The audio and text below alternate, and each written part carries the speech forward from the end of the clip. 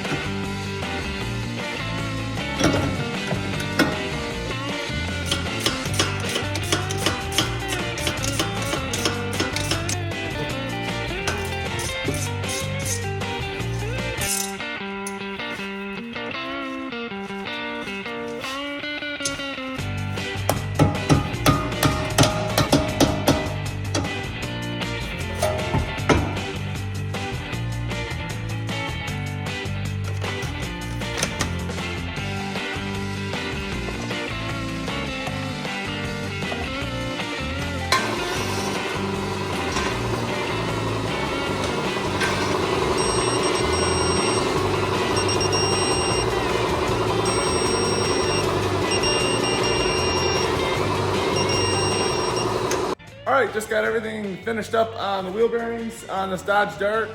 Hopefully it should quiet down a little bit. No more weird humming noises when we're driving. Thanks for watching, and we'll see you in the next one.